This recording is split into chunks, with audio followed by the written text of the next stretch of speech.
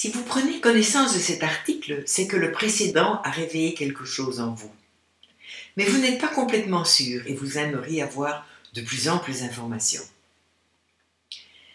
Eh bien, les forces les plus fréquentes qui s'affrontent sont soi et autres, devoir et plaisir, douceur et violence, conformité, liberté, soumission et affirmation de soi, acceptation, rébellion, autoritaire, débonnaire. Bien sûr, comme je l'ai fait remarquer dans l'article précédent, l'opposition entre ces deux forces participe au processus de la vie. Mais quand ces deux forces nous gouvernent indépendamment de nos désirs et de nos objectifs, alors il y a quelque chose à faire pour rééquilibrer notre harmonie intérieure et reprendre le contrôle du déroulement de notre vie. Comme je vous le disais, j'ai appris à être efficace pour plaire à mon père et j'ai appris à être dans la relation à l'autre, pour satisfaire ma mère. Et ces deux forces me faisaient manifester des comportements opposés, complètement cloisonnés l'un de l'autre. Comme un petit exemple vaut mieux qu'un long discours, je me souviens d'un dîner que j'avais organisé pour l'anniversaire de mon mari. Étaient présents les deux filles de mon mari, les deux miennes, nos 4 beaux-fils et à l'époque nos 4 petits-enfants. Nous étions 14 à table. J'étais complètement immergée dans mon énergie relationnelle, c'est-à-dire orientée sur les autres.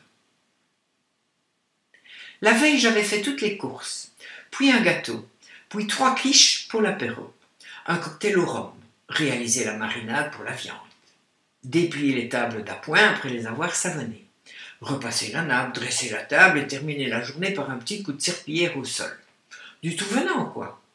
Le lendemain, debout à 6 heures, 2 ou 3 cigarettes pour me mettre en forme, je fumais encore à l'époque, 2 ou 3 cafés bien forts et le potage, l'entrée, le plat de résistance, vite prendre ma douche, descendre à la cave chercher le vin, faire mon brushing, répondre au téléphone pour s'entendre dire que les premiers ont pris la route. Puis répondre à nouveau au téléphone pour apprendre que le deuxième couple aura du retard, car ils n'ont pas pu entendre le réveil ce matin compte tenu de la guindaille de la veille. « Maman, tu as du Dafalgan ou je dois prendre le mien ?» Et le chien qui attend que je m'occupe de lui depuis ce matin. Il se soulage à mes pieds et je repasse la serpillière. Je suis en nage, je n'ai plus le temps de repasser sous la douche. Premier coup de sonnette, waouh, je suis encore en culotte, je n'ai plus le temps de réfléchir, j'enfile n'importe quoi et je ressemble à n'importe quoi. Mais c'est pas important, car depuis hier, je suis dans mon énergie maternelle, je m'occupe des autres, je mets tout en place pour que la relation soit à son paroxysme. Et puis tout se passe bien, ils sont contents de se voir, ils se racontent les uns aux autres. Mon mari et moi sommes comme d'immenses oreilles sur pattes, sans problème domestique, sans vie intérieure, sans problème de santé, aussi immuables que les meubles qui agrémentent la maison.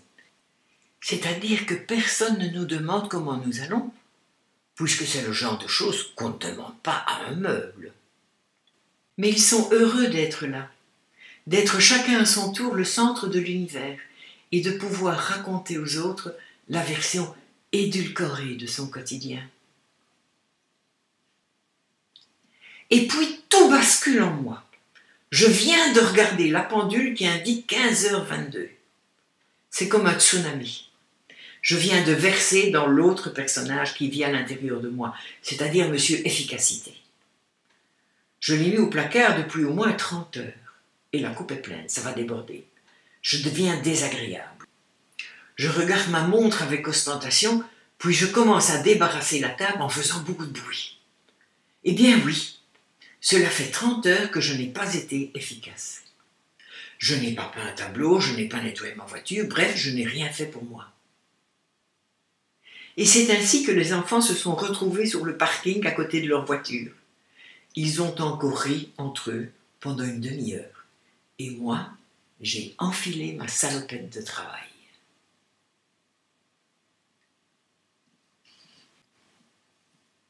Un peu de théorie pour bien assimiler ce qui vient de se passer. Comprendre les choses, c'est les résoudre à 50%. Ici, le conflit intérieur se passe entre deux critères situés au même niveau dans la hiérarchie des critères de la personne. Voir l'article 35. Ces critères sont en bagarre permanente, mais néanmoins, ils parviennent à s'exprimer l'un après l'autre durant une période indéterminée. Et le changement de polarité est imprévisible. Mais ce qu'il faut retenir de cet exemple, c'est que la personne vit cela avec une relative harmonie intérieure. Mais oui, puisque la satisfaction de chaque critère est obtenue au fil du temps. Si vous souhaitez alléger ce mécanisme ou vous en débarrasser complètement, comme cela s'est fait pour moi, alors rendez-vous dans le prochain article, le 41C. Nous utiliserons l'application que j'ai appelée la poudre magique.